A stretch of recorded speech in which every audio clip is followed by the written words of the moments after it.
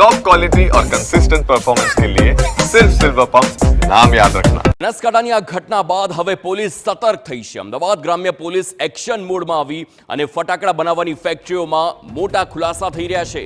વાંચ, અસલાલી અને કણભા વિસ્તારમાં ફેક્ટરીઓ આવેલી છે।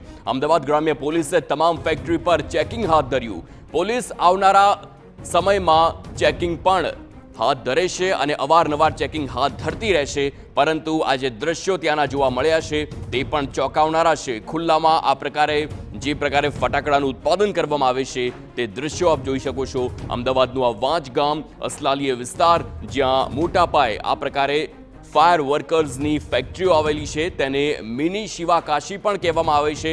શિવાકાશી એ સ્થળ જે ભારતનું સૌથી મોટું ફટાકડાના ઉત્પાદન કરતું એ સ્થળ છે અને અમદાવાદનું વાંચ ગામ અસલાલી વિસ્તાર, તે વિસ્તારોમાં પણ ગુજરાત બેઝ પર ફટાકડાની ફેક્ટરીઓ ધમધમતી હોય તેવા દ્રશ્યો જોવા મળે છે। પરંતુ આ જે ઘટના સામે આવી છે ત્યારબાદ આ ફેક્ટરીઓ હાલ ખાલી જોવા મળી છે।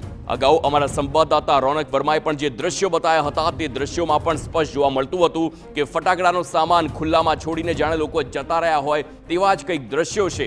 પરંતુ ગંભીર બેદરકારી ત્યારે જ સામે આવે છે જ્યારે આ પ્રકારે ના દ્રશ્યો જોવા મળે છે। સંવાદદાતા મિહિર સોની ફોનલાઈન પર છે। મિહિર, હવે અમદાવાદ ગ્રામ્ય પોલીસે તે એક્શન મોડમાં આવી છે અને અવારનવાર ચેકિંગ થતા હોય છે, તે ચેકિંગને વધુ સઘન બનાવવામાં આવશે। વધુ વિગતો।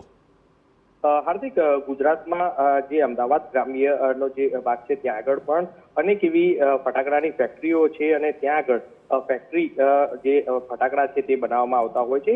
અમદાવાદ ગ્રામ્યને વાંચ, અસલાલી અને કણભા વિસ્તારમાં જે આ બધી ફેક્ટરીઓ આવેલી છે, આ ડીસાની ઘટના બાદ અમદાવાદ ગ્રામ્ય પોલીસ પણ હવે એક્શનમાં આવી અને તમામ જે ફટાકડાની બનાવવાની જે ફેક્ટરીઓ છે ત્યાં આગળ ચેકિંગ છે તે હાથ ધરવામાં આવ્યું છે।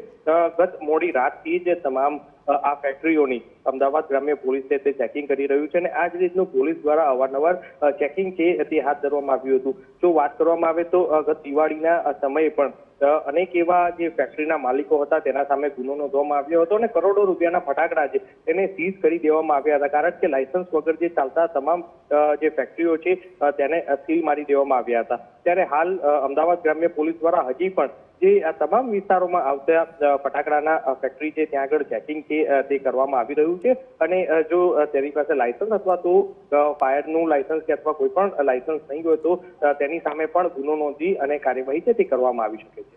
આભાર મિહિર સમગ્ર માહિતી બદલ। તો હવે જે ફટાકડાનું ચેકિંગ છે તે પણ અવારનવાર હાથ ધરવામાં આવે છે, પરંતુ આ ચેકિંગને લઈને હવે વધુ સઘન થાય તેમ જોવું રહ્યું।